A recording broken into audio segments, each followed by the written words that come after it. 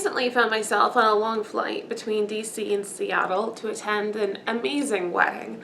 And while I'm on such long flights, I like to take advantage of the extremely limited, curated selection of videos that they have for us to watch. It's always very hit or miss, and you can kind of tell that the person who selected these videos was doing some kind of cynical cross-analysis between things that were popular enough that people wouldn't complain about having to watch them, yet cost-effective enough that they wouldn't have to shell out tons of money in order to stream them on their flights. On my way out, I watched An American Pickle, which was amazing, and I really have nothing else to say about it except go watch that movie. It was so good. And then on my way back, I watched Aquaman, which has been stuck in my head for the last month because of how bad the world building was. Now, I feel like I should start out by saying a few nice things about this movie because there were things I liked about it. I liked the part at the end where his parents meet up after like 30 years apart. I thought that was really sweet. It was earned. I also really liked the scene where the Atlanteans put all the garbage up on the beaches. I thought that was really funny. I would have thought it was better if the garbage had stayed there for all of the aerial shots of the beaches, but I also get why, as a cinematographer, you wouldn't necessarily want a bunch of trash in all of your pretty beach shots. And I also liked that scene where the bikers come up to Arthur in the bar and you think that they're going to start a fight and actually they just want a photo shoot with him. That was cute. And finally, this movie made me think about Mako Mermaids. And it's not on this list because Mako Mermaids is a particularly good show that I necessarily want to think fondly of, but rather because of what the comparison did in my brain. I've come to realize after a couple of years of doing YouTube exactly what it is that I find so compelling about engaging with this format. At least for me, it all comes down to a very specific kind of energy that goes into discovering, researching, really digging into and writing about interesting topics that can then be shared on my YouTube channel. My friends who have some combination of ADHD, manic depressive disorder, and autism tell me that these are called hyperfixations, and after looking that up a little bit, I do think that that aptly describes what I have. I don't think I have any of these disorders in particular, but I do think that I do hyperfixate. You know, it very much describes how I engage with ideas. The way that I think about the process of writing and the process of video making essentially is like I tease these ideas out of my brain. It's a little bit like with a computer. You might take a floppy disk.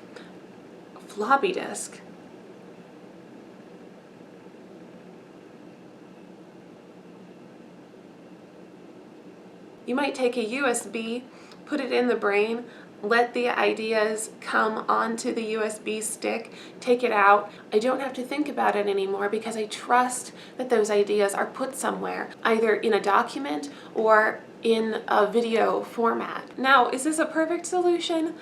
No. As soon as I take an idea out, I've written it down, I'm turning it into a script, etc., new ideas start to bubble up in my mind. Even as I'm recording this, I have a couple of other videos that are in various stages of being drafted in my Google Drive. And it's this cycle that more or less informs my upload schedule. If I upload more frequently, then the ideas start to feel underdeveloped, and I don't feel good about putting those out into the world.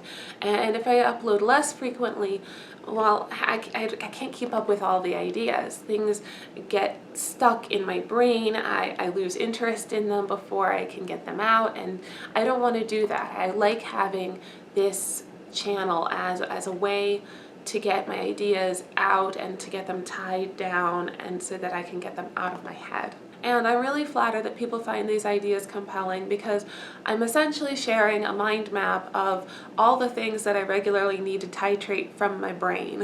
And Aquaman did that for me when it made me think about Mako Mermaids. And I think that's it. I think that's all the things I liked about that movie. Let's move on to the things that have been living rent-free in my brain for weeks. What it means to be Atlantean. Let's start out with the line from this movie that sealed its fate for me. Being Atlantean means more than just being able to breathe in water.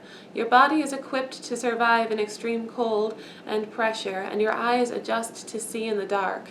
I was naive. I 100% thought this guy was going to list off some cultural traits like being Atlantean isn't just breathing underwater. It also means being a devout family member and being a warrior and environmentalism. But that would have been too substantive, wouldn't it? Instead, we get this weird waffle about biology. To underline how weird this would be, imagine if I went to my ancestral homeland of Prussia and I was told that being German isn't just about having pale skin, it's also your blonde hair, your blue eyes, and an increased likelihood of having cancer in certain parts of the world, right? Like, my first reaction would be, wow, that is some hardcore not shit right there. And second, I know I've been wearing sunscreen my whole life. And then imagine if they spent the rest of my time there telling me that I was a half-breed because most of my father's family was English. That's more or less what Nuidus Vulko's and everybody else in Atlantis' view on what it means to be Atlantean. It's just this weird biological essentialism. And speaking of, this movie leans hard into an essentialism of another kind. Let's take a look at its take on the divine right of kings. The story in Aquaman is a variation on a pretty common archetype, which is having to grow into your destiny. And we see this play out in a couple of different ways. First, we see that Arthur is, well, there's really no way to go around explaining this except to draw the very explicit parallels between Aquaman and the King Arthur legend. And they're not subtle about this. There's literally a line where somebody calls him King Arthur of Atlantis while he's wielding this Excalibur trident. So let's just go down the list. Queen Vasa is the queen of Atlantis who falls in love with a lighthouse keeper and has an illegitimate child with him. She's basically our Uther character. That child then grows up in obscurity until he is contacted by Nuidus Vulko. Nuidus Vulko is the advisor in Atlantis, and he's also training Arthur in how to be an Atlantean. He's basically our Merlin character. Then there's a bit of a break from the King Arthur legend and a whole bunch of stuff where Arthur refuses the call to adventure for most of the movie, and there's actually a lot of really interesting stuff in here, but it's getting in the way of my crudely overlaying the King Arthur myth. So eventually he proves himself by traveling into the depths of the ocean and retrieving a trident from this sea monster who can only communicate with the one true king of Atlantis, so basically an Excalibur situation.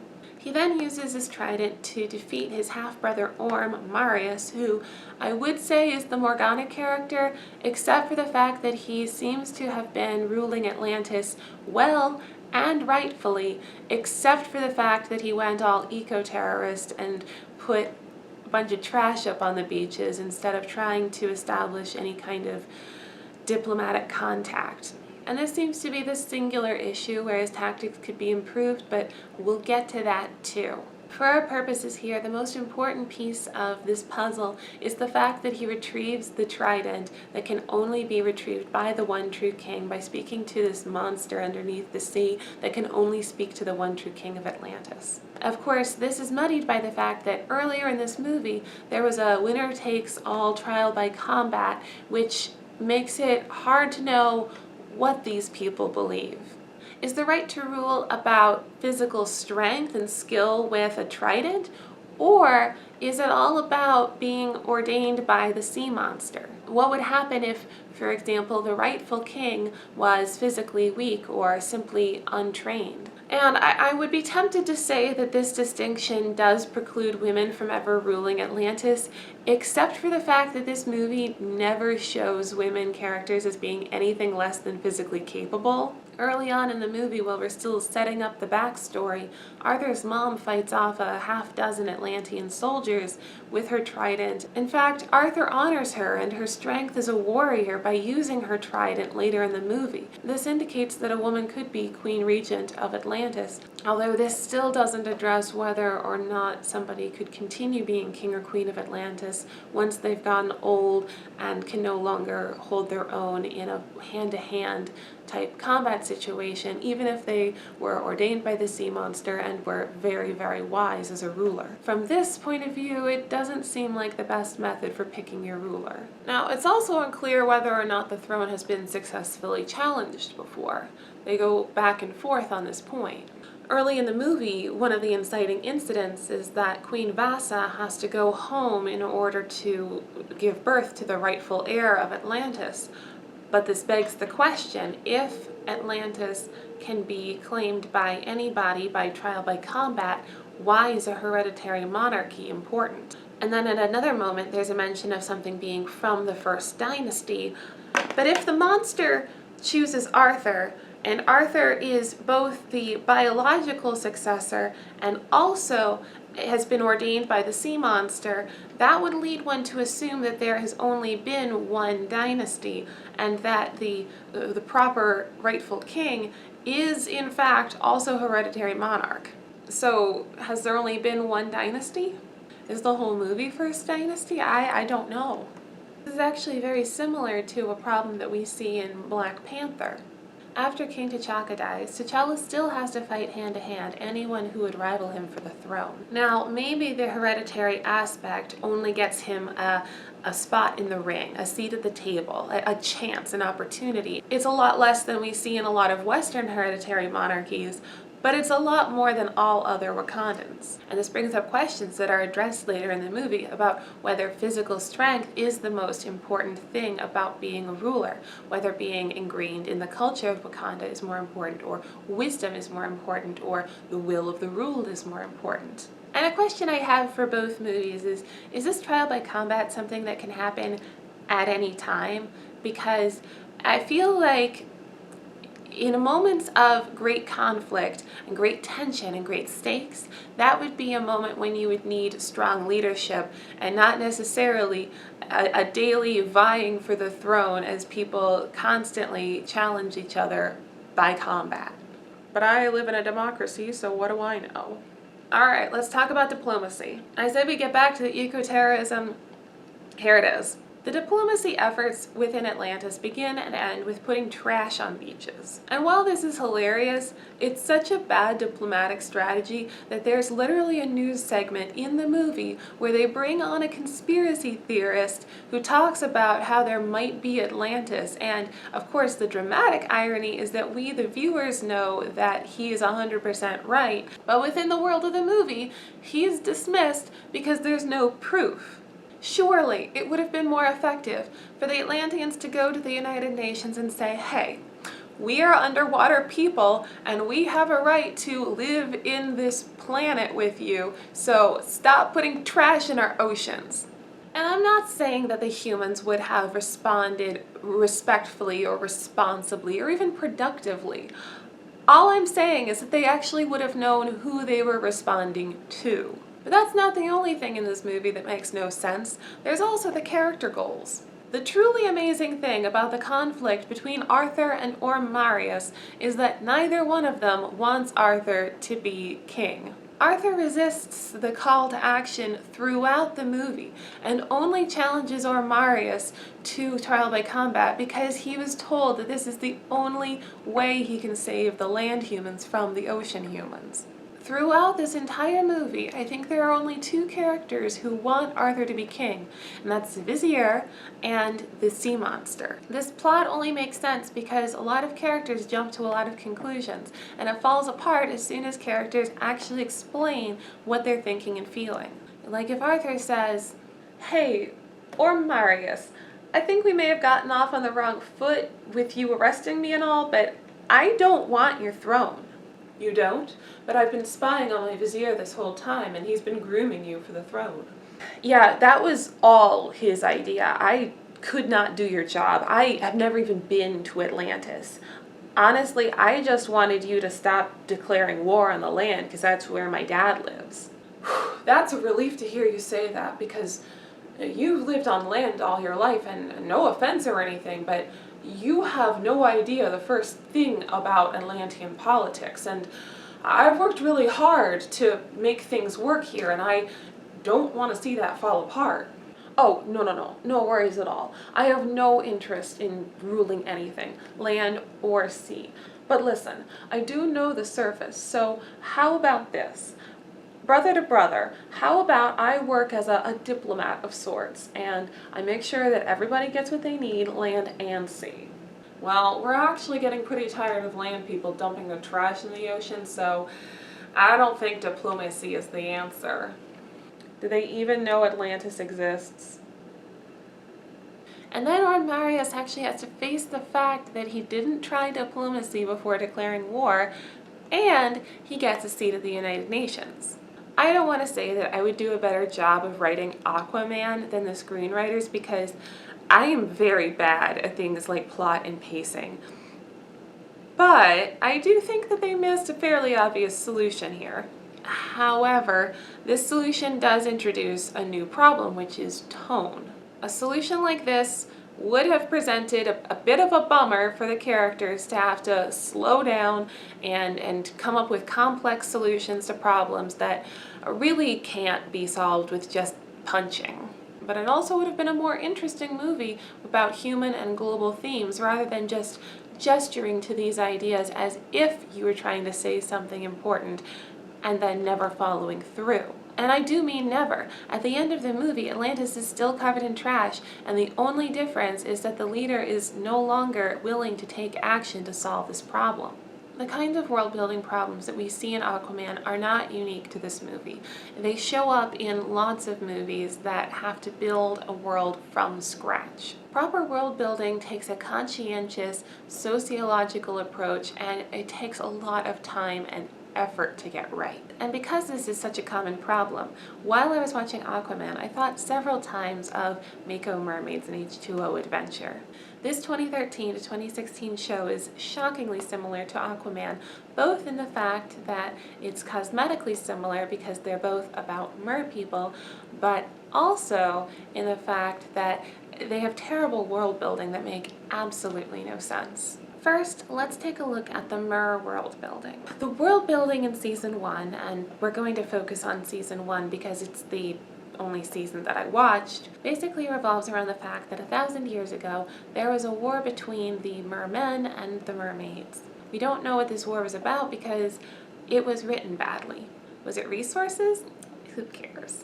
There are some really interesting ways this show could have gone if the world building had been a little bit more complex than mermen bad. What if, for example, the mermaids didn't know their own history because of a generations-long cover-up to hide the fact that the mermaids were the ones who started the war? I came up with that idea in about 5 seconds, which really shows you how much effort went into writing this show. But I digress. 1,000 years ago, the mermen and the mermaids fought a war and then spent the rest of their time avoiding each other.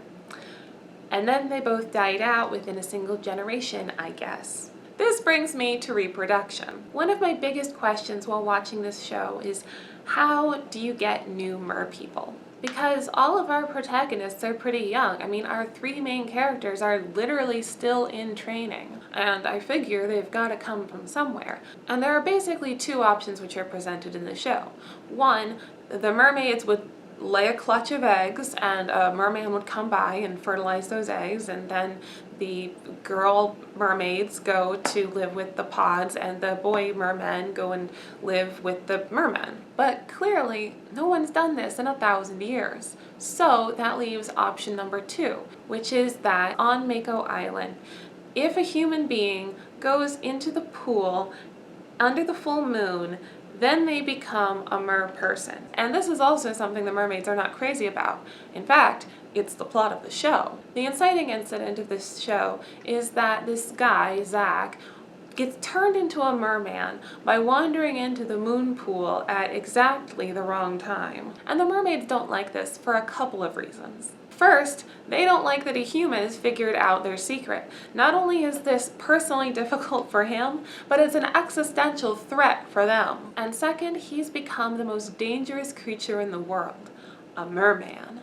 Now, the biggest problem in the world building is whether Zach is existentially a threat because he's metaphysically a human and therefore a liability, or if he is a danger because he's biologically a merman and might give way to urges. These are two very different reasons why he might be a threat, and the writers flip-flop between them depending on the needs of the scene. The real kicker is that either or both of these could have been extremely effective plot points if the world building had been a little more solid. Like seriously, tell me a story of a mermaid who 500 years ago told somebody on land that she was a mermaid, and then some very bad things happened, and really back up their paranoia. Because the angst that we see wears pretty thin when every threat is purely hypothetical. But in a show where they go up on land and make lots of friends and even tell some of them that they're mermaids, well, it becomes a lot less hypothetical and a lot more non-existent. The problem is that these characters don't evolve past this point, and it doesn't make sense to an audience who has only ever seen humans treat them kindly and acceptingly, except if the world building was there to really bolster that fear. And I mean, I believe that they are afraid of humans, and if they were real people, I wouldn't pry because it's none of my business, but the fact is they're not real people, they're characters in a story, and we need to be shown why they feel and think what they feel and think. If we knew more about their background, then we could empathize more with where it is they're coming from. In a fundamental way, both the writers of Aquaman and of Mako Mermaids come up against the same problem. They rely on things like aesthetics, dogma, and gesturing, rather than such pedantries as coming up with a lore for the characters to believe in and refer to. You know, something that would help tie everything together and explain why the characters do what they do. Now, at least Aquaman was able to get the human world building right. There's this great bit, for example, in the bar where they show don't tell the dad's depression. Arthur asks, why is it that I can breathe underwater, but you can still drink me under the table? And that's a great line because it hints at the dad's depression through his drinking problem. And we also find out that he goes down every single day to the dock where his wife left him and said that she'd return to him. And between these two things and the fact that Arthur keeps coming home to check on his dad, we see that family is incredibly important to him, more so than career or power or personal advancement or any of that kind of stuff.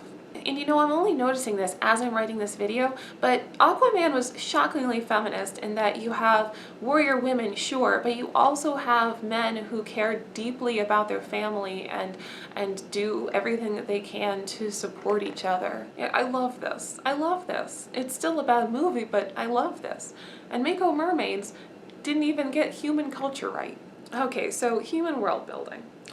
I can't and won't go through everything that this show does weird, but one thing that I can't get out of my head is the fact that the main hangout, which is a bar slash clothing retailer slash cafe where all the teenagers hang out, is itself run by a teenager. Like, he goes to school all day, and then his after-school activity is running a successful wharf bar. And it's so funny to watch him code switch between being a business owner and a teen. Like in one scene, he's delivering a bunch of fish to the mermaid's house, and his friends are all commenting on how weird it is that their fridge has literally nothing but fish in it. And he's saying, guys, they're my best customers and I need you to knock it off now. And he takes on all of these business owner mannerisms too when it comes to maximizing the floor space in the retail shop or scheduling some events for his bar. But then he code switches, and suddenly he's a teenager and a hopeless romantic, and he's feeling all of the teenage feelings for one of the mermaids. And to be clear, it's not good writing and it's not good world building, but this actor, who had his work cut out for him, does such a good job, and I think that he is the best actor in this show. He delivered in a show that is chock-a-block full of wooden performances. In conclusion, I don't want it to get lost that there is something that is very compelling about both Aquaman and Mako Mermaids. In Aquaman, it's the family stuff that really pulls me along, wanting to see the mom and the dad get back together and seeing this dedicated son who has to take on responsibilities outside his immediate family. That's good. I like that.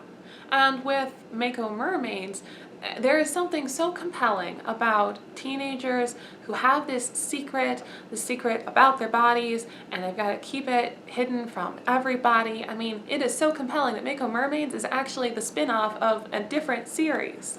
So I don't want my analysis of the world building to come off like it's the only thing that one can think or feel about these shows. It's not. It just happened to be what got stuck in my head.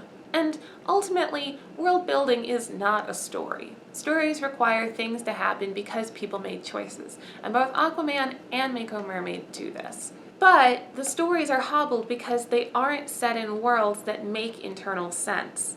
And I say hobbled because I think both stories offered really strong speculative potential that could have been engaged with on a deeper level.